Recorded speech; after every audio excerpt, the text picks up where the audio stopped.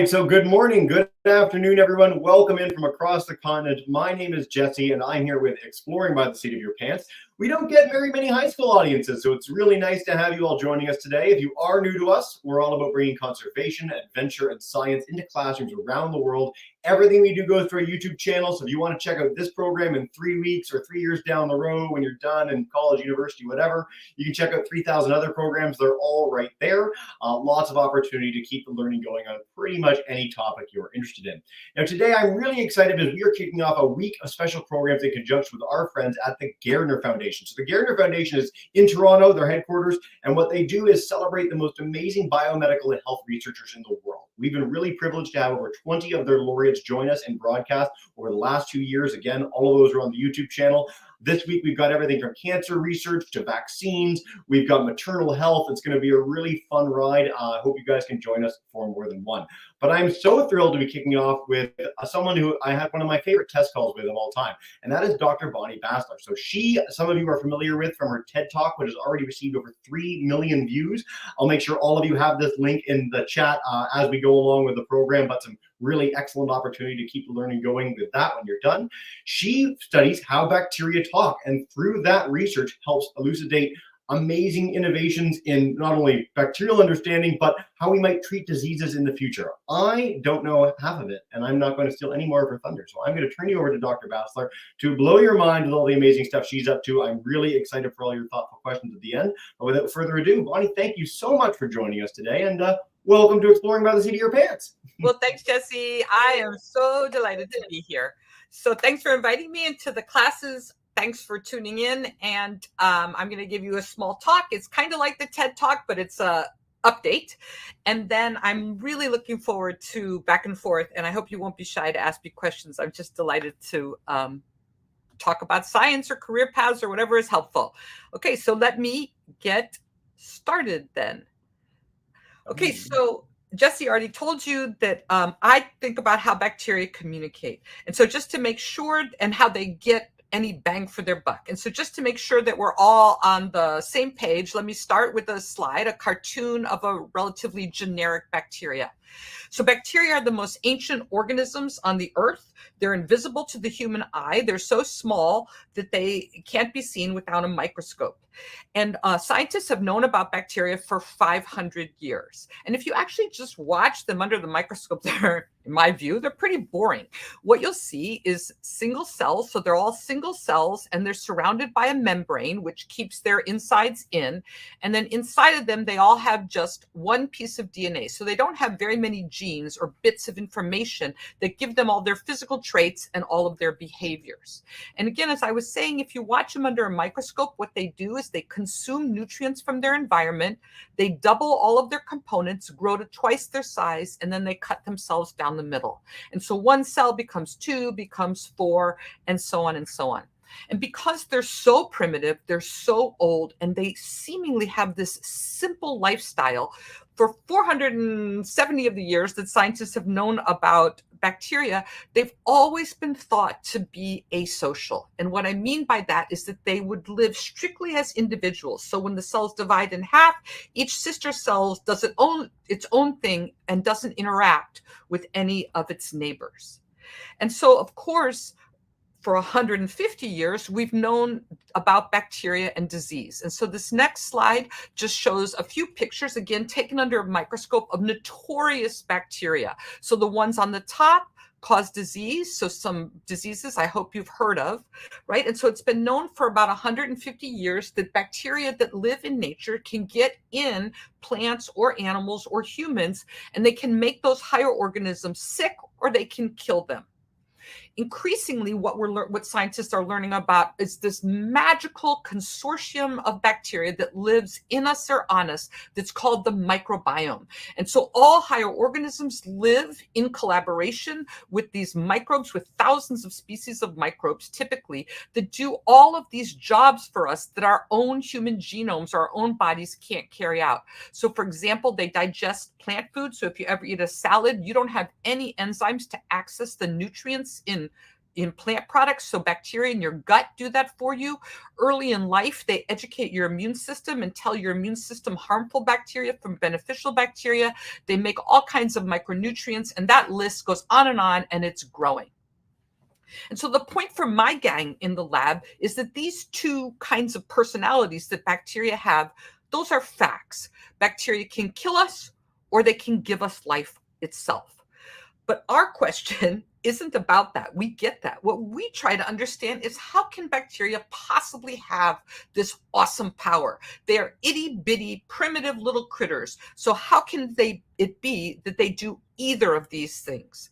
And so what I want to try to show you is that they communicate with a chemical language. They count their numbers, and like an army, they understand when they have the right number of bacteria, if they all do something together, they can accomplish tasks, harmful ones or beneficial ones, that they couldn't accomplish if they simply acted as individuals, because individually each cell is too small to make a difference. So they have the capacity to work in groups, and then they can accomplish amazing feats. And so to tell you about that, let me start where this field started, because it actually started in this animal. This is the Hawaiian bobtail squid, and it's about a couple inches big, and it lives just off the coast of Hawaii, so in sort of shallow, knee-deep water. And it lives in a beautiful one-to-one symbiosis with a marine bacterium called Vibrio fischeri.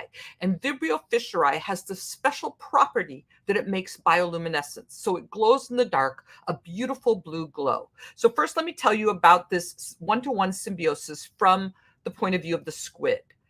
So the squid is nocturnal, and so it's usually sleeps during the day. So what is happening here is it's been put in a tank, and the lights are on. And so the squid looks kind of spastic. It's very nervous. It's never supposed to be out during the day. And so it looks pretty scared. Okay, same squid, and now it's been given sediments. The lights are on, so the squid thinks it's day. So it's doing this behavior, which is every morning it buries itself in the sediments to escape from predators that would see it if it was swimming around during the day. And I hope what you can see is that it is very thorough. You get eaten by a predator only once. And so what you're going to see is that the squid is going to cover itself using its tentacles. That makes it completely invisible to its predators. In a second, the squid will retract its tentacles, and now you can't see it. And if you were a predator, you couldn't see it either. And in fact, there's a bunch of squid in this tank, and so now they're invisible. So that's a fantastic strategy to stay away from predators during the day. The problem is the squid can't stay there 24/7. It's got to come out at night to hunt. And so the problem is that it just lives in these shallow, deep, knee-deep waters. And so on bright nights, when there's lots of starlight or moonlight, that light would penetrate the depth of the water the squid lives in. And if the squid was swimming around, it would cast a shadow. And so again, it could be eaten by a predator. So this is where the bacterium comes in. So what evolution has developed is this beautiful symbiosis between this Vibrio fischeri bacterium and the squid. So the squid is turned on its back now, and I hope you can see these glowing lobes. What that is a specialized light organ that houses the Vibrio fischeri bacteria, and they are packed in there at like 10 to the 12th cells per milliliter. It's like paste of bacteria. They're in there, and they're making bioluminescence. And so what the squid does is, when it emerges at night, it has detectors on its back, so it can sense how much starlight or moonlight is hitting its back. And then it opens and closes a shutter under this light organ that allows it to modulate how much light comes out of the bottom. And so it matches how much light is hitting its back from the stars and the moon, with how much light comes out of the bottom made by the bacteria. And by doing that, it counter illuminates itself so it doesn't make a shadow. So it uses the light from the bacteria as this anti-predation device. And so now the squid's, golden. It's got this way of being invisible during the day. It's buried under the sand, and it's got this way of being invisible at night. When it's out hunting, it has this cloaking device that keeps it invisible, that the bacteria give the squid that capability. Okay, so that's the symbiosis from the squid's point of view. And now what I want to do is switch over to the bacteria. And the reason this entire field of mine originated in this beautiful but obscure bacterium is because of this property of bioluminescence. So now what you're looking at are the bacteria in a flask, and these are some Petri plates. And all we did to take this picture is just turn the lights off in the room. This is what we see. So we are actually taking the picture with the light that the bacteria, the bioluminescence, the bacteria themselves are making. And so, of course, bacteria are invisible. So I'm going to go back to what was the problem for 500 years that nobody knew that bacteria worked in groups. Well, bacteria are invisible to the naked eye. So if they're doing something alone or something together, how would you know it? You can't see them and you can't see their behaviors. And the spectacular thing about bioluminescence is that we could just see it with our eyes. And so that made the invisible world of the bacteria visible to the scientists. And we and other scientists could track that light. We could make mutants that didn't make light when they should or did make light when they shouldn't. And we could figure out how light was regulated. And what was observed with this bacteria, again, just with our eyes, is that they made no light. So they would grow and grow and grow and make no light. But then all at once, the bacteria would turn on light in unison. So no light, and then at a particular cell density, they all turned on light together. So because of this property of bioluminescence, it allowed us to see that the bacteria could do something as a group. And so we got really excited about that. And this obscure bacterium gave us the way in to understand bacterial communication and collective behaviors.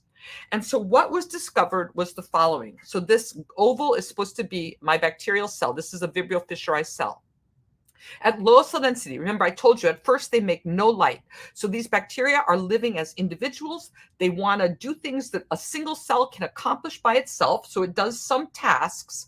And among the things it does is it makes and releases small molecules that we call autoinducer. So the world is huge. Bacteria are tiny. These autoinducers diffuse away. The bacteria can't detect them. That says you're alone. Don't make light. But then as the bacteria divide, as I told you on the first slide, when they divide, 2 becomes 4, 4 becomes 8. And since all of the bacteria are making these autoinducer molecules, the extracellular concentration of the chemical increases in proportion to cell number.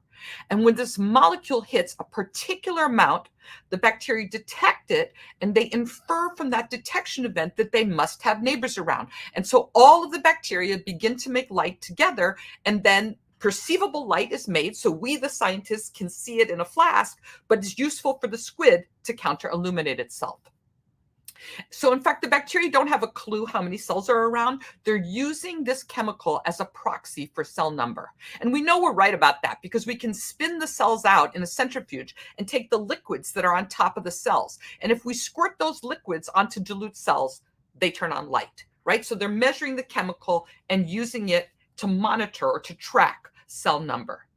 And so fast forward many years, this all started in this beautiful but harmless glow-in-the-dark bacteria. But now what we understand is that cell-cell communication with chemicals is the norm in the bacterial world.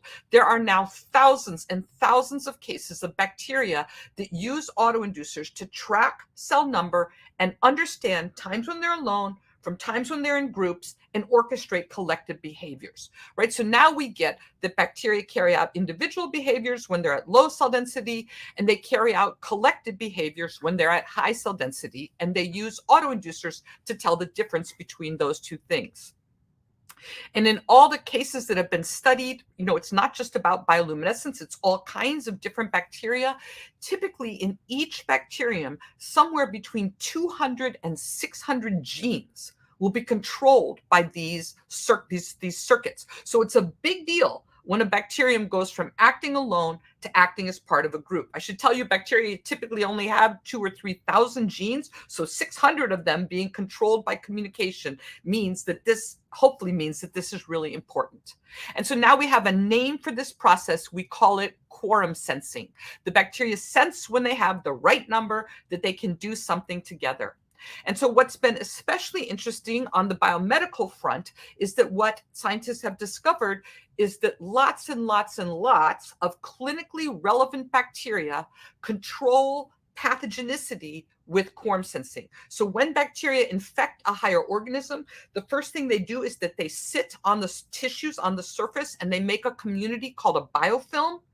So that requires quorum sensing, and then that community together expresses its virulence factors. That's controlled by quorum sensing. And by doing it in as a large number and all together, they can overcome higher organisms' immune systems. And so what we know then is that if we make bacteria that can't talk or can't hear, they're completely avirulent. So we get now that this has a real biomedical application, and that understanding that it's important that bacteria act in these teams to be beneficial, but also to be harmful.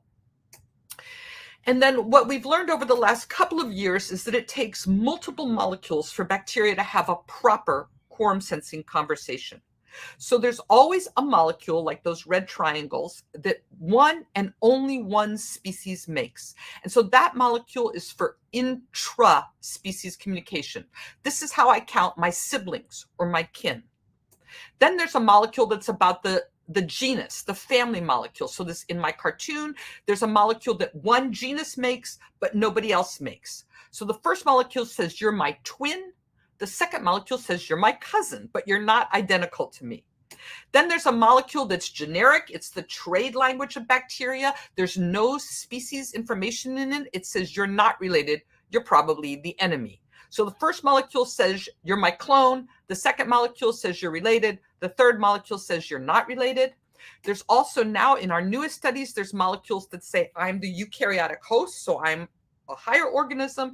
And in fact, there's molecules that say, I'm a virus, so I'm a parasite of the bacterium.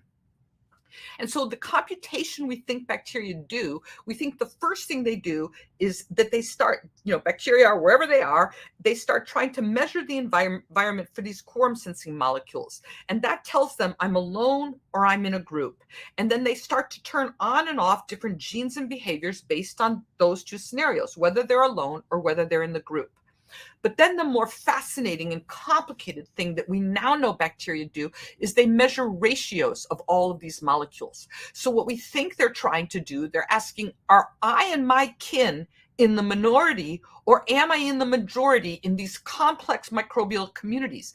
And then they change which genes that are quorum sensing controlled, they turn on and off based on whether they and their friends are in the majority or whether the enemy or the parasites are in the majority. So what I'm trying to tell you now is that these molecules encode something about the number of neighbors, but also how closely or distantly or friendly or fearsome those neighbors are. And the bacteria access that information, and they behave appropriately based both on how many cells are around, but also who are their neighbors.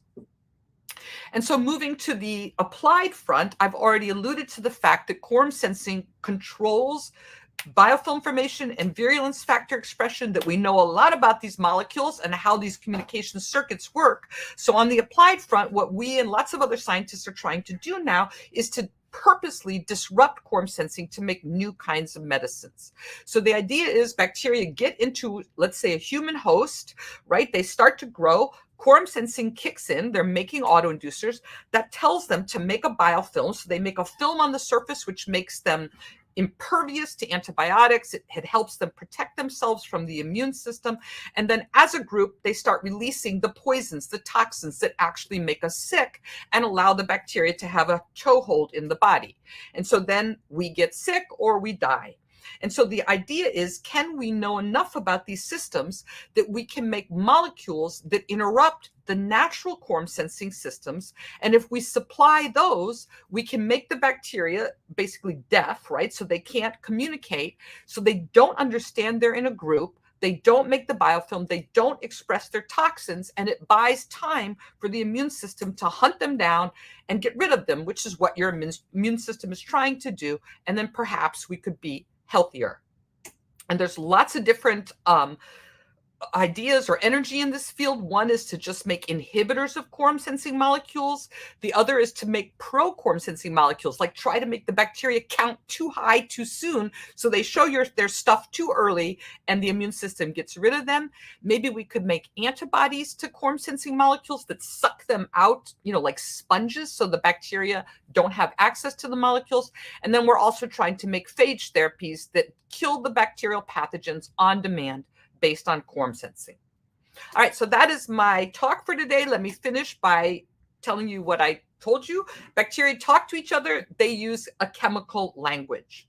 We think that lets bacteria be multicellular. We think that learning about communication and group behaviors in bacteria is helpful to try to understand how eukaryotes orchestrate collective behaviors. We all came from bacteria, so we think the principles that bacteria used that are embedded in these ancient systems will also be relevant in higher organisms.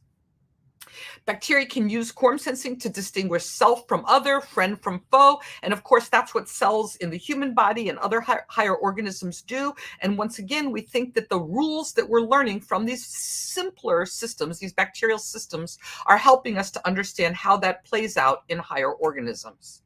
And then on the applied side, there's a plan that I just told you. So could we stop quorum sensing in harmful bacteria? But then going back to the newest part of the field, which is this microbiome, that in the past couple of decades, scientists have realized that our microbiome is essential for life. It keeps us healthy. It works hand in hand with your immune system to keep predatory bacteria out.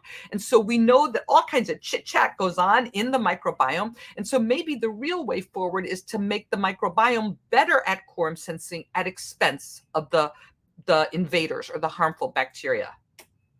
And then lastly, let me just tell you what else is happening in my field is that, of course, we've been working on this for 30 years, but bacteria have been working on this for 4 billion years. And so now lots of people in the field are going out and they're sort of mining or panning for natural pro and anti-quorum sensing strategies, because the ones that exist in nature have been tried over billions of years of evolution. They're going to be the best strategies. And so we're trying to find inspiration from that and bring those strategies back into the lab and use those as the building blocks on which we tinker in order to make, hopefully, new kinds of antimicrobials and new kinds of applications for industry, for agriculture, for climate change, all based on bacterial communication. And so maybe the bacteria have already solved it for us, and we just have to go out and find those and make them into applications.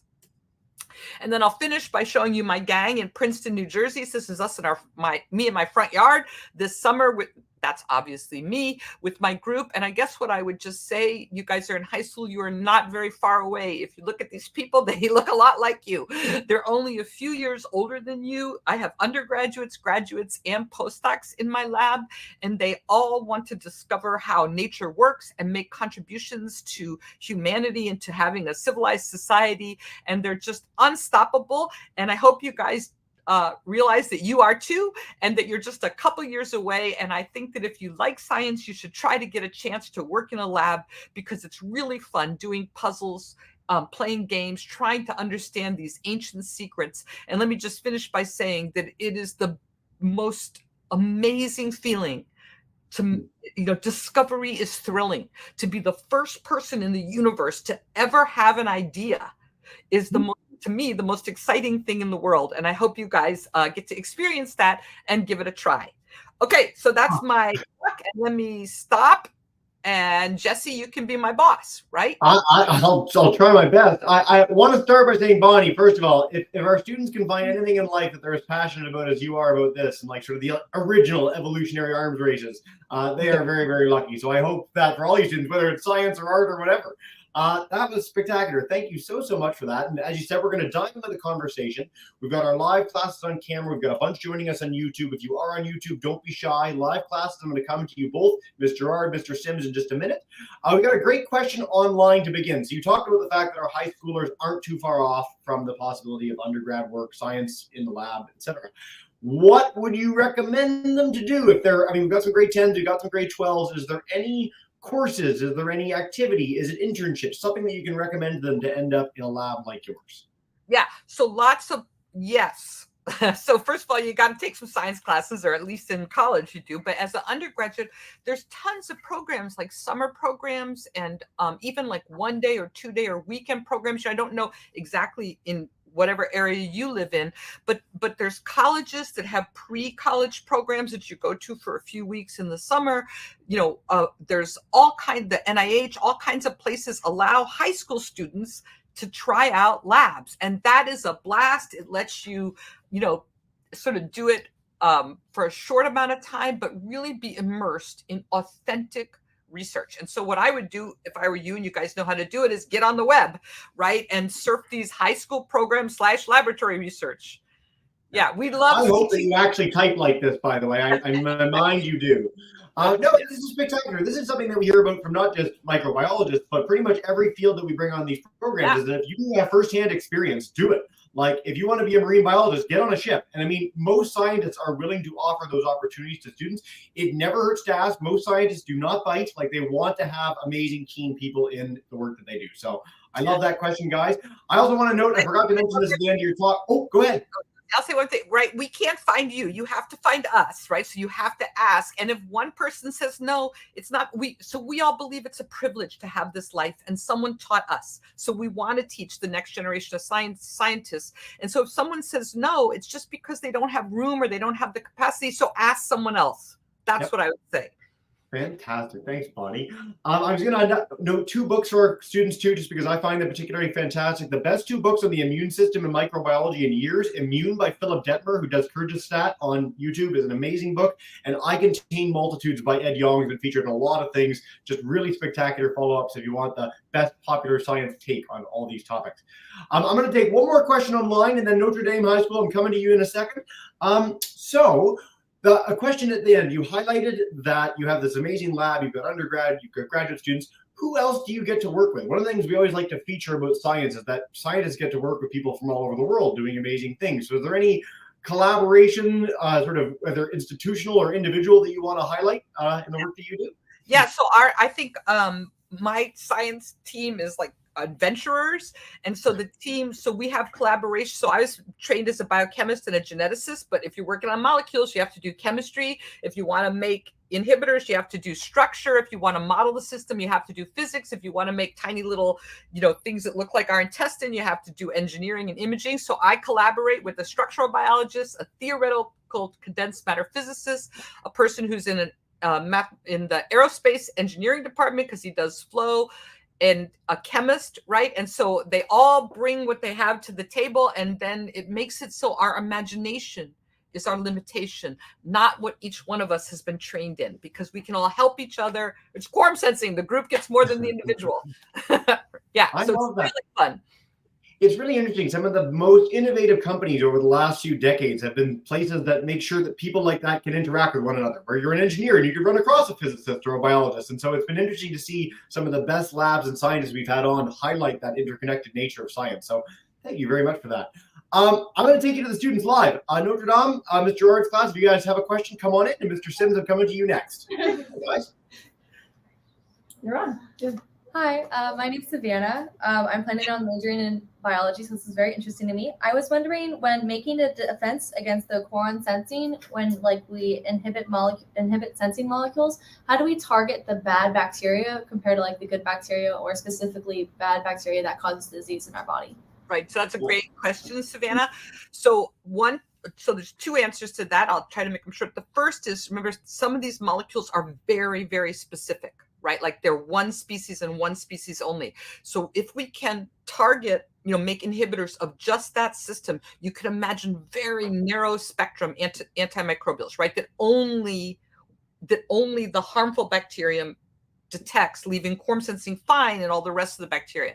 And then the other answer to that question is maybe we don't even have to, because all traditional antibiotics that you've taken, that any of us has taken, they either kill bacteria or they stop their growth, and they sort of work generically, right? And what's so amazing about the microbiome is that when you give a traditional antibiotic, all these bacteria get goofed up, right? And that's why maybe you get a stomach ache, women get a yeast infection, right, from making dysbiosis of the microbiome. But what happens is that your immune system and your microbiome gets rid of the bad bacteria, and then the natural microflora, the microbiome, come back. And so we are banking on the 80 years of traditional antibiotic use to know that even if we can't selectively target one harmful pathogen, antibiotics work. Right. And so this will be a much softer selection against the other bacteria, but it might not matter if we sort of spill it over the edges of species. What a great question, Savannah. Thank you for kicking us off with that. Mr. Sims' class, we're going to head north of the border. Come on in, Science 10. If you have a question for us, you're good to go. Hey. Does anyone have a question?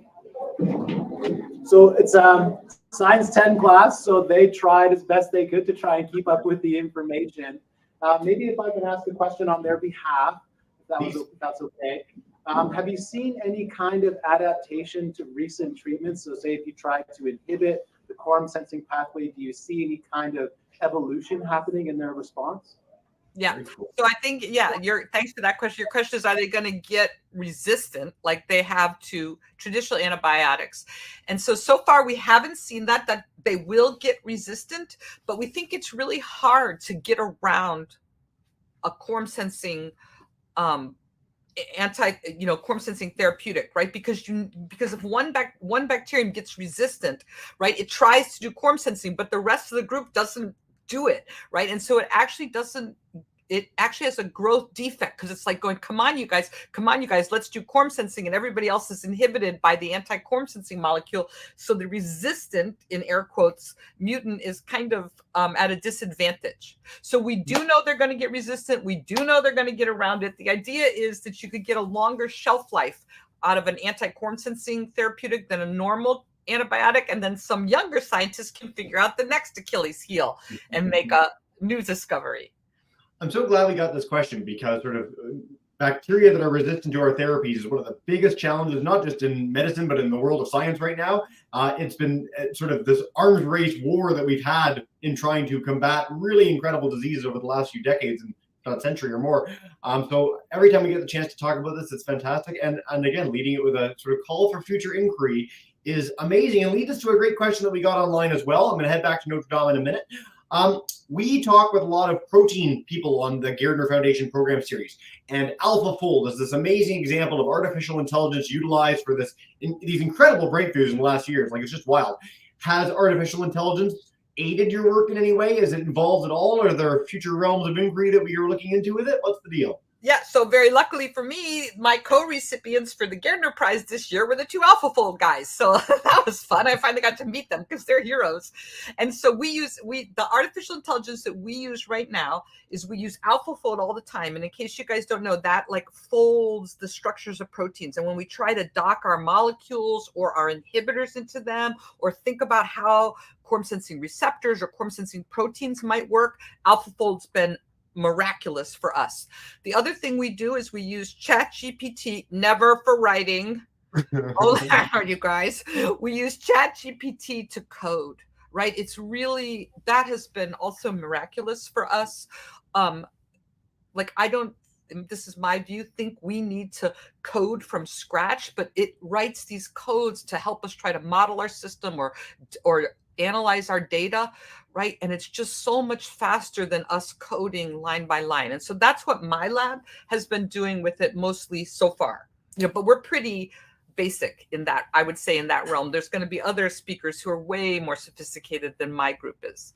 Well, and it's early days. Like, I mean, this is literally something that, 4 or 5 years ago, we were still doing these broadcasts. Like, no one was talking about this. And now it's like every second program we do, someone highlights the potential of this. So it's a really exciting time as technology and the science sort of blend together. So I'm really glad we got that answer. And we're going to try and get the deep fold or AlphaFold guys on the program. We haven't said us yet, but we're aiming for it. Barney, I'm going to head to Notre Dame High School. I know some of our high school classes have to go a little earlier than most because you have more important lessons right after, but we'll head back to Miss Gerard's class. Take us away. Hi, I'm Megan. You described that you've been doing this research for many, many years. I was curious how you stay motivated and on the same topic after, I would assume, many failed trials. It's a great question. So Megan, we're addicted to what we call the aha moment. It's intoxicating, right? And so and it's fun in the parts where you're working towards something, even when you don't have clarity on the sort of days where your experiment doesn't work or whatever, or, we still like it anyway. And so I guess the way I would say it is I keep motivated because I want to make my life to be meaningful and to make a contribution to humanity. Also, I'm fascinated by this. Also, and I think this is the biggest part, you saw the picture of my lab, it's people like you. They keep me motivated, right? They're, you know, somebody in the lab. That's why labs are so interesting. You know, if there's sort of 10 or 12 people, somebody is succeeding, you know, when somebody else, maybe their experiment didn't work. And so together, you know, there's somebody who has a crappy day, there's somebody who has an aha day, and all of that makes you see yourself like, I can do it, right? He or she did it. Maybe tomorrow's my day, right? And so we all keep each other motivated that way. And then the other thing is that it's just fun. Like if you like doing puzzles, you know, like if you like doing puzzles, if you like reading mystery stories and it's hard to figure things out, if you still have fun, it's fun, right? And so we do not confuse something being challenging with us not being good at it, right? I think lots of times when students your age find something difficult or challenging, people, and you know, you get a B on your test or a C. You know, I flunked Orgo. Okay, so right, so and we do not, but we still enjoy it. We don't confuse something being difficult with us not being any good, and we want to be challenged our whole lives, right? Otherwise, your job is boring. Right. So I don't know if I'm answering the question. I think the way to answer it is we work in these big groups in these labs and it's just fun and we make all kinds of goofy mistakes and we laugh at ourselves and we knock ourselves on the head because we do such goofy things, and then we somehow make discoveries along the way too. And it's a riot. Do you want to come back tomorrow, Bonnie? Anytime you want to join us again. You're welcome to the Flowers in May. I like that you highlighted this though, because this is something that when I was a student, I thought, you know, oh, if you're a scientist, especially if you're a top scientist, you were a genius at every stage of the process. You got A+, 100%. And the more I do these broadcasts, pretty much everybody fails Orgo, by the way. I don't actually know anyone who's passed organic chemistry the first try. It's impossible. But like the persistence is the key to most of the people we feature on this program, whatever their realm of expertise is. And so if you are passionate about something and you suck at it, that's okay. Keep trying, learn more, seek out people like Bonnie who'll teach you the ins and outs and nitty gritty of it, and you'll get fantastic. And that is a tried and true truth. So I'm really glad we got that point in today. I'm going to try and take one or two more questions if I can sneak them in. Mr. Stims, I know this is a bit challenging. If you do have a question, let me know in the chat and I will come back to you. But Mr. Gerard's class, you ladies have some really thoughtful questions, so I will come back for a third one if you're keen. Hey. That's what I want to know. Is that a whole class of women? Yes. Yeehaw! Yeah, we're all girls school. So okay, well, so it had to be, but okay. Yeah. But my name is Annette, and I was just wondering if you could answer like how bacteria interacts with our mind. Say it again. Ooh. Like how bacteria interacts with our mind and like the effect it could have on our mind. Okay, so totally mysterious, but with a few little clues and hints. And so remember, bacteria make molecules, not just quorum sensing molecules. So the thoughts now unsolved, right? That this microbiome in us, these thousands of species that are mostly in our gut, they're not just swimming around, they're in our gut, they're on our skin. But the ones in our gut, they're making all kinds of molecules, and molecules travel all over our body. And so the idea is that these bacteria, these consortia that live with us, they make all these molecules, and perhaps we know that they are affecting our immune system. We know that whether you do or you don't respond to a medicine has to do with the consortia of a bacteria canon. So then the big question, which there's starting to be evidence for, is are they getting into our minds and actually affecting our behavior, our moods, our capabilities? And so that is one of the grand mysteries that is the horizon for this field. Right. Yeah. So you guys, I don't know the answer, but you guys have your finger on the part that we want to figure out. I think this class is going to solve all these problems for us, Bonnie. I think in the next few years off university. I know. I'm looking at the future. It's very exciting. It's always thrilling having the Gairdner Foundation laureates on this program. Again, we love to highlight their amazing people all week long. CRISPR, cancer, you name it, we've got it coming up this week. But thank you so much for your time, your energy, all of this passion that you have for the work that you do. I'm going to send this to all our classes too, both live and on YouTube. But if people want to check out your lab website. They can check it out there. And of course, your TED Talk if they want to follow up with this in a sort of more detailed way as well. I'll also pass along some of those incredible books to keep the learning going. They're really spectacular reads. Like, they're interesting and fascinating. I promise they're not boring textbook stuff. Bonnie, is there a final message you want to share with our students before I bring them in to say a thank you and farewell today? Yeah, I guess I would say is that I was never particularly good at science, at any of the sciences. I just loved it.